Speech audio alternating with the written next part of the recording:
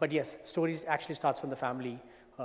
Opposition to support to, okay, whatever, man, I don't just care about, you just go ahead and do it kind of a thing.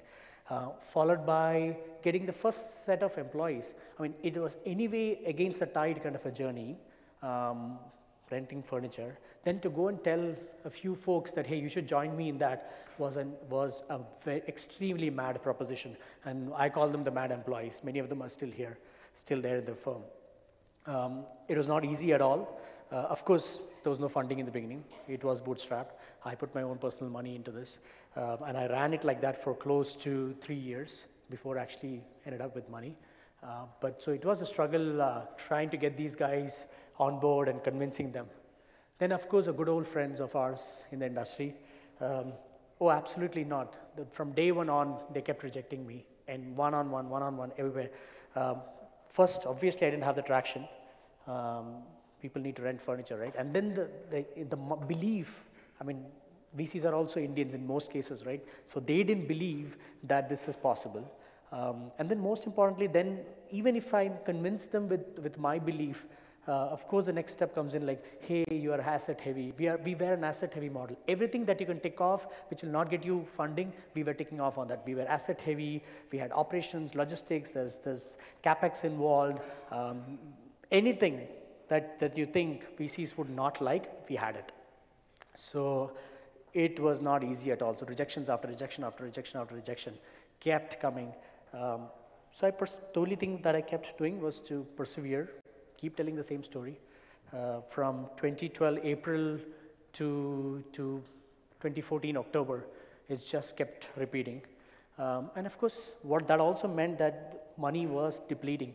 The 10 years of work that I had put in, all of those savings went into this. If this had gone bust, if Furlenco had gone bust, I would have been 10 years behind. Plus, you know, now we are in a different generation. We do believe that we can make our money back. So it was just blind faith in the fact that something will work out, right? But then it did come down to those final moments. I remember in the month of Jan of 2014, I think, we came down to the last 5,000 rupees in the bank. I had 20 employees in the company. And yes, of course, I had raised by that time with my friends and family. But this business needs money. The asset has to be funded in some sense. We were not burning money on marketing or anything like that, but the asset had to be funded. So if I had to get more customers, more money has to go into assets. So all of that money was going into that. So it did come down to those last 5,000 rupees, and it was very depressing. I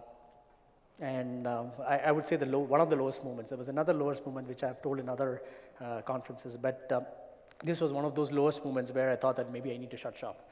I went for a wedding. One of my relatives came back and then said, you know what, I have persevered for the past 2.5 years. I need to jump back and get the stuff in, get the money in. The way I did that after that 5,000 rupee point was that I started pinging every friend of mine, every senior of mine, and just telling them the same story that just believe me, I'll be able to do it. So the biggest jump there was, I was pinging one of my seniors from college, Manoj, right? NID Jalandhar? Sorry, I forgot his name. One of my juniors was out here. I was just, so I had connected with one of my seniors at that time and told him that, hey, you know what? I'm doing this particular thing. Would you be interested in funding me? So good friend of mine, long back. So he said, fine, I'll put in 25 lakhs. So I was thrilled, fine, great, okay. So after a week, I went back to him and said that, hey, you know what, would you be interested in upping the 25 lakhs a bit because I still need a little bit more money. I was looking for like 1 crore. Said, fine, I'll give you 50 lakhs. And I had not spoken a word to him on the phone. It was just at Facebook Messenger. I have that particular chat. So he said, fine, I'll give you 25 lakhs more, so 50 lakhs. We waited for another couple of weeks, and finally, I said, Salil, his name is Salil, I'm going to give you a really, really sweet deal, but can you really push the limit and up the number from 50 lakhs to whatever you can do best? This time, I probably pushed it too long, and but somehow managed to convince him. This time it was over the phone. He said, fine, I'll give you 1 crore. So he actually gave me 1 crore. I don't know, that was the easiest fundraise that I had till date. He did give me 1 crore. We survived because of that.